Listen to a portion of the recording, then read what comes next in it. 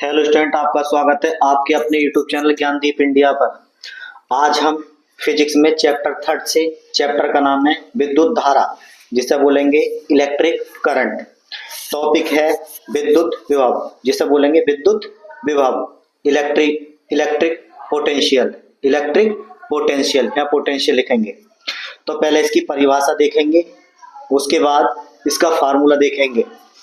तो परिभाषा इसकी, एकांक धनावेश, धनावेश का मतलब है जिन पर धन आवेश हो, पॉजिटिव चार्ज हो, को अनंत से विद्युत क्षेत्र में इलेक्ट्रिक फील्ड में स्थित किसी बिंदु तक लाने में किया गया कार्य, क्या कर रहा है? एक बिंदु से किसी बिंदु तक लाने में किया गया कार्य को उस बिंदु का विभव कहते हैं। क्या कहते हैं? विभव। इसे बी से प्रदर्शित करते हैं। कौन सी बी से? 22 नंबर वाली बी से। तथा इसका मात्रक जूल प्रति कूलाम या वोल्ट होता है। ठीक है। उसके बाद यदि कूलाम क्यू आवेश, अब आवेश को जो हम किससे प्रदर्शित करते हैं? क्यू से, को अनंत से किसी बिंदु तक लाने में किया गया कार्य। अब जो कार्य कर रहा है उसे हम किससे शो करेंगे? डब्ल्यू से। अब डब्ल्यू और कार्य का मात्रक क्या होता है? जूल।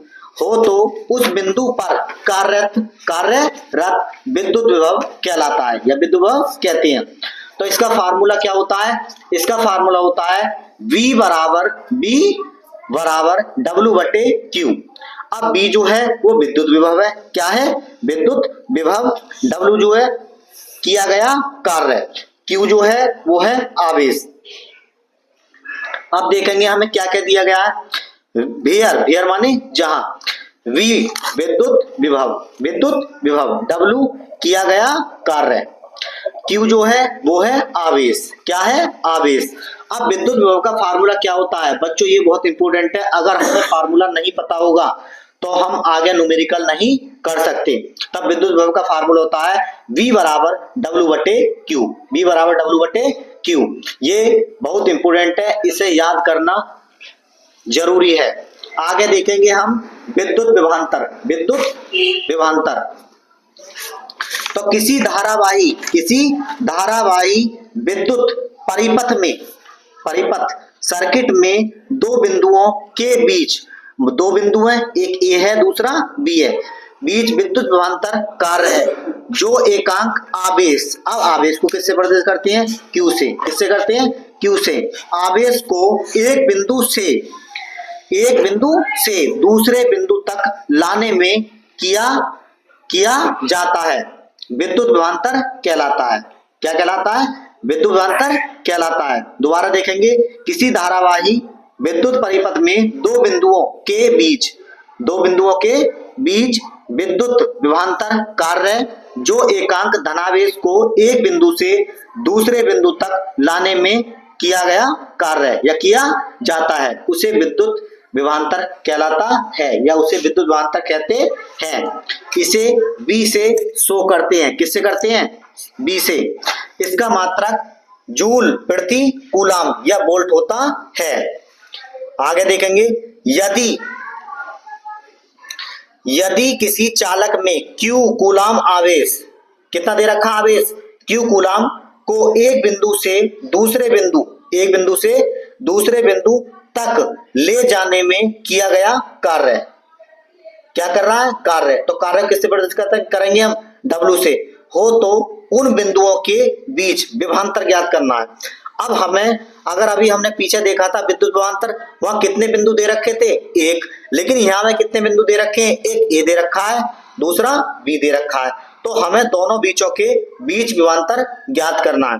तो फार्मूला होता है इसका डेल्टा V बराबर W बटे Q।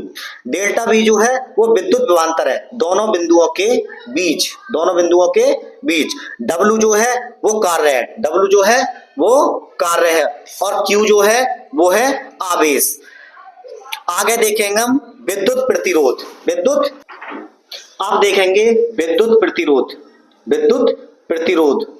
इलेक्ट्रिक रेजिस्टेंस, विद्युत माने जो करंट है, प्रतिरोध माने जो रुकावट उत्पन्न करता है विद्युत धारा को। तो इसके बारे में पढ़ेंगे हम, इसकी डेफिनेशन देखेंगे। चालक का वह गुण, चालक का वह गुण जिसके कारण वह स्वयं में होने वाले आवेश के प्रवाह को रोकता है, प्रवाह को रोकता है या प्रवाह की दर को रोकता है या रोकने का विरोध करता है। क्या करता है? विरोध, विरोध माने रुकावट करता है। चालक का विद्युत प्रतिरोध कहलाता है। क्या कहलाता है? विद्युत प्रतिरोध कहलाता है। इसे आर से, किससे? कैपिटल आर से प्रदर्शित करते हैं। यह एक अदिश राशि है। कैसी राशि है? अदिश। इसका मात्रक वोल्ट प्रति एम्पियर अथवा ओम होता है। क्या होता है? ओम। जो आगे आने वाला आपका टॉपिक है ओम का नियम या उसका सत्यापन, बहुत ही इंपोर्टेंट है। अब हमने विद्युत प्रतिरोध तो पढ़ लिया है, अब इसे हम देखेंगे इसके कारक। क्या देखेंगे? कारक। तो वे कारक जिन पर किसी चालक का प्रतिरोध निर्भर करता है। क्या करता है? निर्भर। प्रतिरोध निम्नलिखित कारकों पर निर्भर करता है। नंबर 1 है लंबाई। क्या है? लंबाई। अगर हमने वायर ली, क्या ली? वायर। वायर माने होता है तार। तार ली, उसमें हमने क्या कराया? करंट फ्लो कराया, धारा को प्रवाहित करा। तो अब जो है हम धारा को प्रवाहित करेंगे, जितना लंबा तार लेंगे उतना ही क्या बनेगा? हमारा रेजिस्टेंस उत्पन्न हो जाएंगे। क्या हो जाएंगे? प्रतिरोध। प्रतिरोध। तो पहले इसकी डेफिनेशन देखेंगे। किसी भी चालक तार का प्रतिरोध, अब प्रतिरोध को किससे प्रदर्शित करते हैं हम? आर से। चालक की लंबाई, लंबाई को किससे करते हैं? एल, जिसे बोलते हैं लेंथ के समानुपाती होता है। मान लो कोई वायर है, वायर को हम जितना बड़ा करेंगे और उसमें हम क्या कराएंगे? करंट फ्लो कराएंगे, आई प्रवाहित धारा को फ्लो करेंगे, तो उसमें ज्यादा से ज्यादा क्या होगा? प्रतिरोध उत्पन्न होगा। जितनी लंबाई बढ़ाएंगे उतनी ही प्रतिरोध बढ़ेगा। तो ये होता है आर समानुपाती एल। आर समानुपाती एल। प्रतिरोध के समानुपाती क्या होती है? लंबाई। आगे देखेंगे, किसी चालक की लंबाई में वृद्धि होने चालक के प्रतिरोध में वृद्धि होती है। मान लो अगर किसी चालक है या कोई तार है, अगर उसकी हम लंबाई बढ़ाएंगे तो प्रतिरोध बढ़ेगा। क्या बढ़ेगा? प्रतिरोध। दोबारा देखेंगे एक बार, किसी चालक की लंबाई में वृद्धि होने पर चालक के प्रतिरोध में वृद्धि होती है। अब पहला पॉइंट देख लिया हमने, लंबाई। अगर हम लंबाई बढ़ाएंगे तो प्रतिरोध का क्या प्रभाव पड़ेगा? दूसरा देखेंगे हम क्षेत्रफल। अगर हम क्षेत्रफल बढ़ाएंगे तो क्या प्रभाव पड़ेगा? अब क्षेत्रफल को किससे पढ़ते? क्षेत्रफल को इंग्लिश में क्या बोलते हैं? एरिया। तो किसी भी चालक तार का विद्युत प्रतिरोध आर चालक के अनुप्रस्थ काट के क्षेत्रफल को बोलते हैं एरिया के व्युत्क्रमानुपाती होता है। अगर हमने क्या ले लिया? प्रतिरोध, और प्रतिरोध व्युत्क्रमानुपाती किसके होता है? एरिया के, क्षेत्रफल। अगर हम एरिया बढ़ाएंगे तो क्या घटेगा? प्रतिरोध घटेगा। क्या घटेगा?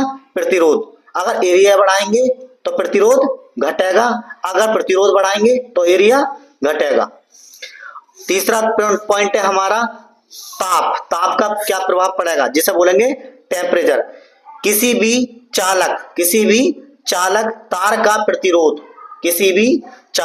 का प्रतिरोध ताप के समानुपाती क्या होता है? ताप के समानुपाती होता है। अर्थात किसी चालक का ताप बढ़ाने पर प्रतिरोध में वृद्धि होती है।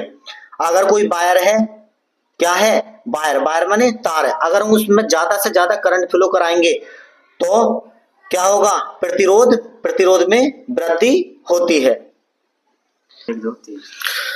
तो आज के लिए इतना ही। अगर हमारी वीडियो पसंद आई हो तो हमारे चैनल को लाइक करें तथा सब्सक्राइब करें और अपने दोस्तों में शेयर करें। तो आज के लिए इतना ही। जय हिंद।